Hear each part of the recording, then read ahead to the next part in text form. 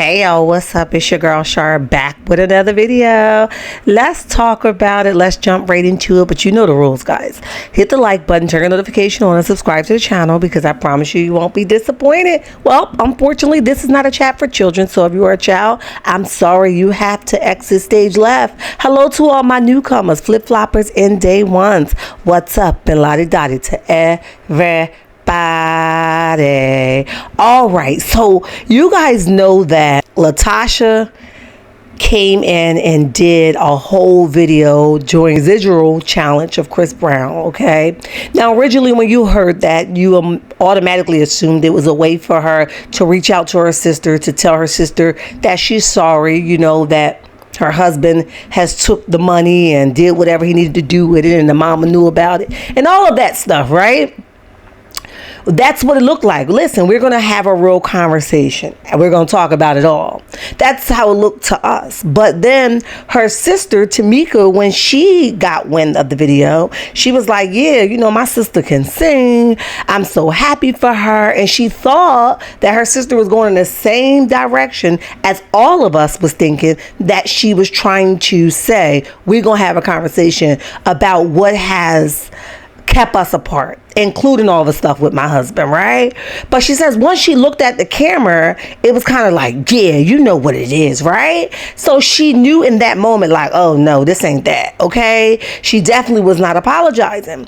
She says, you know, if my sister want to have a real conversation, look, pick up the phone, sis, pull up, we can have a conversation, I can cook, we can do this, right?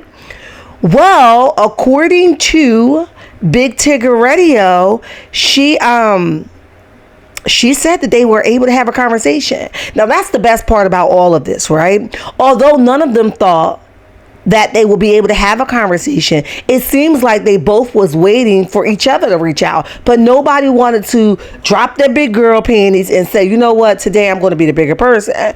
So it took for Tameka to say to the brat, hey, my sister, all she gotta do is call me. I'm here, sis, whatever you want to do, right? I would have loved to have a conversation with you. For Latasha to turn around was like, as soon as I heard that, I had to pick up the phone and call my sis, right? So that's what it's about. We're gonna listen to that. You guys drop down in the comment section, let me know what you guys think about that. But sometimes, like, what I thought about in this moment was, it's unfortunate that it's sisters that is happening in between, but how many of us have left a conversation angry, mad, upset, like, nigga, don't play with me, right?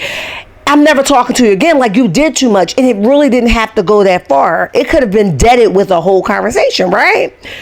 And then all we waiting for is for somebody to reach out. But we miss all of this time. For them, it's been 2 years, okay? For some people, it's been 5, 6, 7, 8 years. And some of us are waiting for is a phone call, right? It's unfortunate. But anyway, let's get back to what we're talking about. Tameka and Latasha are able to have a conversation. And here's what Latasha had to say. Let's go. Did you see what your sister's response was to the challenge? I'm sure you're going to. What's your response to that, and have you spoken to her? Listen, like I said, when you're singing and you're coming from your heart, it reaches the heart. I was able to reach my sister through that song. So I'm grateful for just that interview alone, because as soon as I heard it, I was like, I gotta call. I literally picked up the phone to call her. We had our first talk in 2 years. Wow. So that's what music does, you know, and that's what I'm just happy right now that we were able to talk last night. Was it a good amazing. talk? It was a good talk. Okay. It was a great talk. Really good talk. Okay. Yeah. All right, so there you guys had it. Let me know what you guys think in the comment section. We got to move on. So it appears that Dr. Simone is over there bored as hell. Okay, married to medicine, don't have enough stuff going on for her. So she's over there talking her ish on a What's Happened Now video. And she's talking big stuff about Porsha. But it also seems to me that she don't really know what's going on. Not only does she not know what's going on, she's missing some really crucial and important factors of what she thinks she knows, okay? Now, Simone, you ain't built for a Porsha Williams, okay? I think you need to man down cold 10, honey. Simmer down just a little bit. I think you might have been hanging around Dr. Heavenly too long, and Dr. Heavenly gonna have you running from those same fights that she's been running from, okay? Running around the table calling security because she done opened her big mouth way too wide, okay? So we're gonna listen to that, but like I said, Dr. Simone is way out of her league. I think she should have simmered down a little bit. Now, she has the right to say what she wants to say, just as any of us, right? But when she's talking about Porsha, and you guys are going to hear it, she seems to be missing some important factors of it all, okay? I always said that Phaedra never appeared to belong over there with Married to Medicine, right? I think she was like, and I know they hate to hear this, but I think she was a little bit too big for them, okay? They was amateurs compared to her. Now, that's just the way I feel, right? So you guys let me know what you guys think about that, but let's listen to that, all right? Let's go. Jackie and Phaedra's conversation. I think Phaedra gave us an unnecessary and unfit hard time. I think she was ready to be back with Porsha, ready to be back as frickin' frack. And so just say that, but don't leave out calling us mean girls when you're headed to the #1 mean girl. Are you calling Porsha the #1 mean girl? She's mean. She's all right, so you guys heard it. She's speaking on the situation with Kenya and Porsha, something she's missing crucial facts about. However, like I said, I think she's way out of her league. You guys drop down in the comment section. Let me know what you guys think about all of that. However, we got to move on. Let's talk Destiny Payton. Destiny, a new order has been placed. And shout out to When Tay Talk for this information. A new motion has been filed, and it's really a continuation from the paperwork that LeBaric had filed, from my understanding. And when they went to court last time, when all of this custody stuff went haywire, LeBaric applied for a guardianship.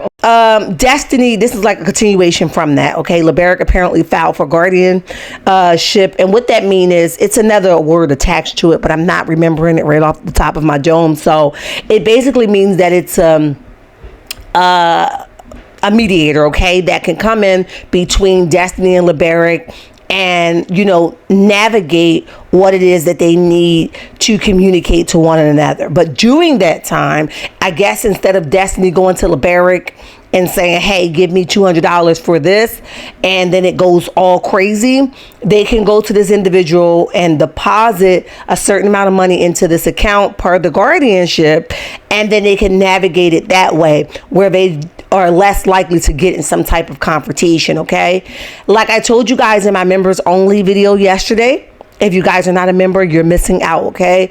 Destiny, it's unfortunate that she has not let go, and she can't let go, in my opinion, and she's out on a verge to get her lick back, and at no cost do she care, okay? And so now it comes to a point now where they are like, they got to have all of these people in between, versus her just letting go the fact that they are not together anymore, okay? You got a dude who was your ex-dude, who's a great father. Let it be, right? You seem to be like on your revenge type time all the time. Like, when are you going to let this guard down? Like, everybody's not out to get you, nor do you have to be out to get your lick back from everybody that did something to you. Girl, just learn to pray for them, okay? So that's that with that. So they have to come up with this $1,200 LeBaric, $1,200 from Destiny, deposit it into the account, and see how that works from there. Now, according to what we know, or what we have seen, and what we have heard across the blogs, we don't know if Destiny's going to be able to come up with that, okay? We don't know if LeBaric's going to be able to come do that. We can only assume, okay? We have to see if that transpired. We know that the last court date that they had, I can't remember off the top of my dome, but Destiny was required to pay a certain amount in a 30-day period of time, which she went back and appealed that. I'm assuming because it was a money issue, or maybe she just didn't want to pay it. Maybe she like, hell no.